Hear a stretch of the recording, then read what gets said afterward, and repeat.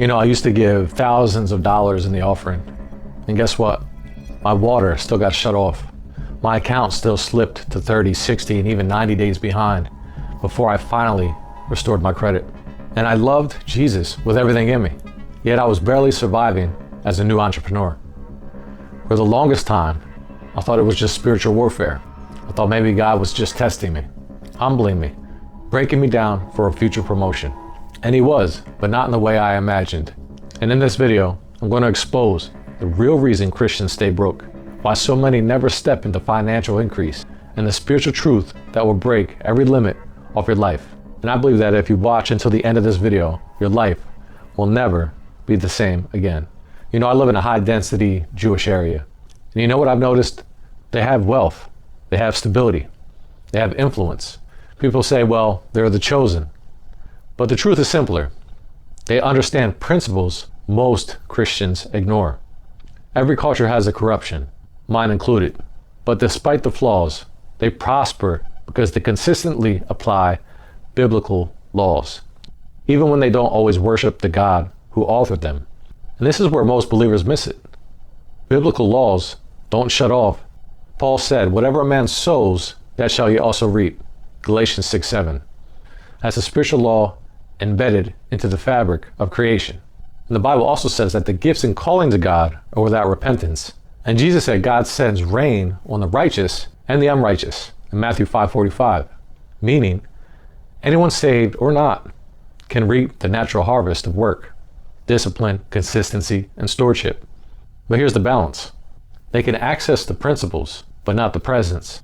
They can walk in natural results, but not in the divine strategies of heaven that can accumulate wealth, not only here, but in heaven. You, on the other hand, have access to principles and presence, strategy and spirit, work ethic and wisdom from heaven, and some prosper through just straight grit. But you prosper through grit and grace. When the fall of man happened, we were cursed with work by the sweat of our brow. But when we've been redeemed, we come back into communion with the Lord, and he makes work easier, and it becomes worship. And I didn't understand the full revelation of all this until one day I was driving, not thinking about money at all. I never cared about status. I wasn't chasing cars, wealth, clothes, or lifestyle. But a beautiful sports car pulled up beside me. And I wondered, how do people make money like that? And right there, as I said it, the small, still voice of the Holy Spirit answered me and said, one day you'll have money like that. And he wasn't talking about the car per se. And I wasn't lusting after the car. I didn't need the car. I could care less. But he was breaking my mindset. He was exposing the ceilings in my thinking. He was preparing me for a calling that requires resourcing, because he knew I would have to build, reach, teach, fund, create, influence in the future. Money moves things. Money builds things. Money advances the kingdom across all the 7 mountains of influence, which are religion, family, education, government, media, arts and entertainment, and business. So if Christians understood this, we would move faster and more dedicated, and we would go further than we could ever imagine. Not everyone will be rich, but God releases a certain level of prosperity to the ones he's elevating, because the end time harvest requires funding. And I believe God is about to humble the world by raising up the overlooked, the crushed, the rebuilt ones, the ones who stayed close when no one else was watching, to rise up like Joseph and take care of the land when calamity hits. Now, I'm not trying to bring fear, but I'm just saying the wealth of the wicked will be transferred to the righteous. And I believe the wealth transfer is happening as we speak. And not just transferring from one hand to another, like somebody just gave it to you, but transferring through God-breathed revelation through his people to be able to learn, exercise skill sets, and manifest wealth on the earth. And there was a time where I was struggling, and I begged God to fix everything. But then he said something that blew my mind. He said, son, what are you going to do about it? And he wasn't saying, just go take care of this by yourself, right? But he was saying, I'm your partner. What are you going to do on your end? I've given you wisdom, common sense, 2 legs, 2 arms, eyes to see, ears to hear, a mind to learn, and the ability to figure things out. So again, he wanted to partner with me. And later I realized I couldn't do it all without him, obviously, but also that he wouldn't do it without me. He wanted me to seek him, receive wisdom, and receive strategy, receive instruction, and then move.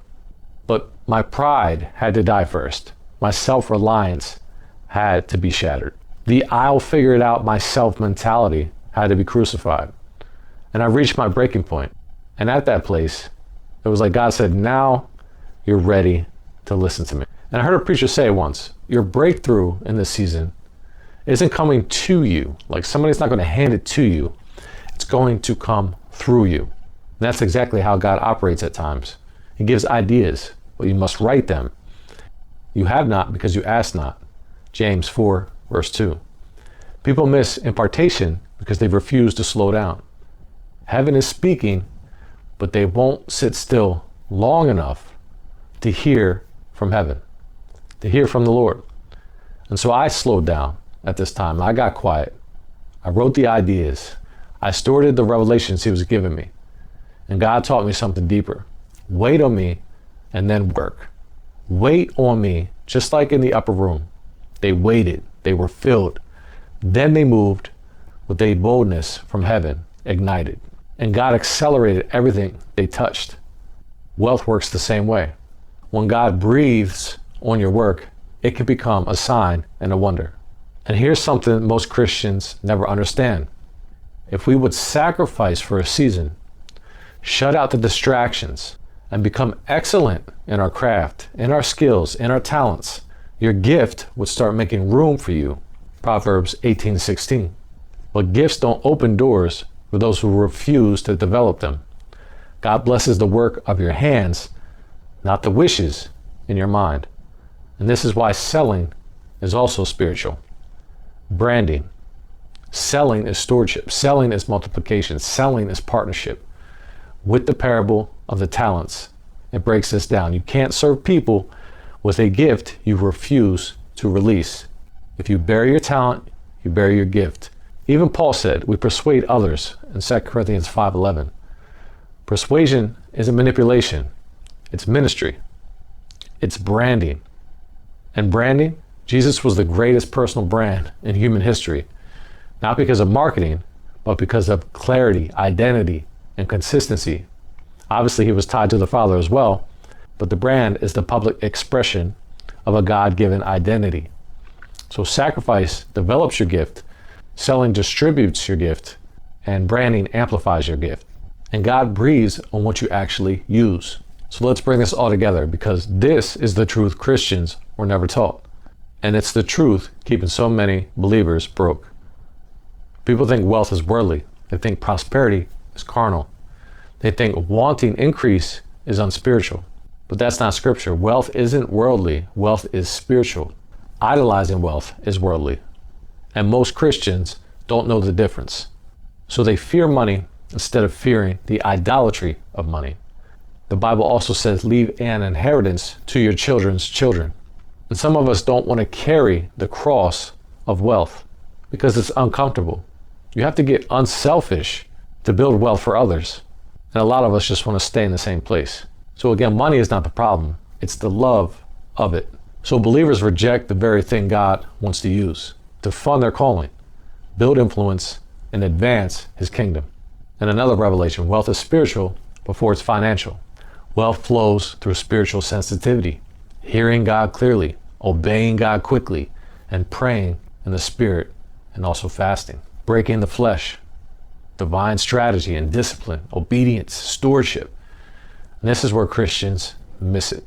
Kenneth Hagin used to say in his hardest financial seasons, he would pray in the spirit for hours, and God would lead him, not with money falling from heaven, but with strategy and instruction. It would bring clarity through prayer. And remember what happened in the upper room. The Holy Spirit didn't just come quietly. He came with tongues of fire. Acts 2:3, like a mighty rushing wind. And right after that, many signs and wonders were done through the apostles. Acts chapter 2, verse 43. That fire produced output. It produced movement. It produced momentum. And tongues clears the way in prayer. It cuts into the atmosphere like a knife. It breaks through resistance, confusion, and heaviness. Tongues creates momentum in the spirit because it bypasses your flesh and puts your spirit in motion. And again, wealth can be a sign, a wonder that points unbelievers back to God. Isaiah says, then you will look and be radiant, and the wealth of the nations shall come to you. Isaiah chapter 60, verse 5. Kingdom wealth isn't about greed. It's about evidence. It's about God backing what he's building through you. And let's talk about fasting accelerates destiny. Every extended fast I've ever done, I felt my entire life speed up. My destiny, my God-given assignment. Not because fasting moves God per se, but because fasting moves you. It allows you to receive from God. It kills the flesh so your spirit can run.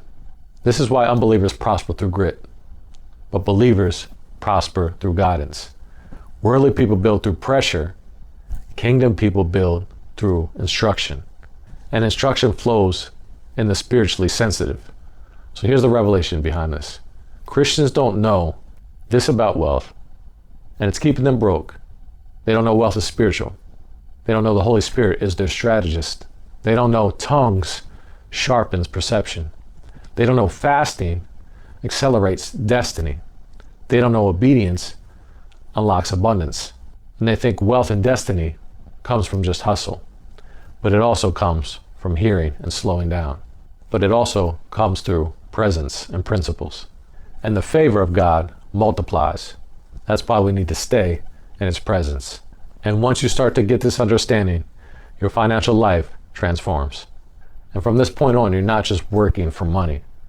You're working with God and building a legacy. And that's it for this video.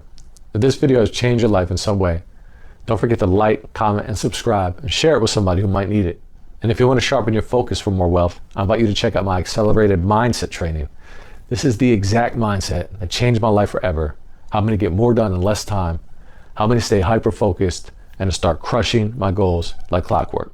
And I also launched the one-person business digital empire blueprint, where I show you how I made a whole salary online with the principles in the training. Links down below. Build your empire. And if you need any help or have any questions, please feel free to reach out. And I did add the accelerated mind to the digital empire blueprint just recently, so you can get the 2-for-1. Price may go up soon. In the Power to Get Wealth book, I have good news. It is done. The digital version 1.0 is complete and ready to buy. You will get all updates and the expanded digital version in the future for free when you purchase. And you can get the book with the accelerated mind as a bonus right now, because these both changed my life and I feel like they both need to go together. So I just released one into the other for free. So 2-for-1.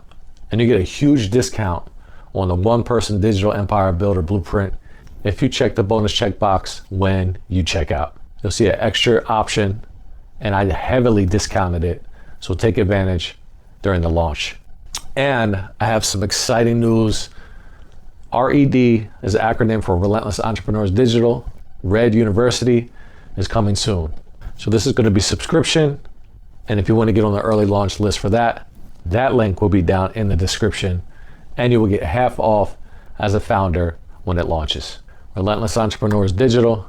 This is going to be everything digital entrepreneurship, everything you can think of, digital products, how to write books, personal branding, how to market, how to free up your time with the internet, how to make money from Facebook, how to make money from YouTube. Every nook and cranny of digital entrepreneurship will be in that university. And again, that's it for this video. Be blessed, and I'll see you on the next one. I'll see you soon.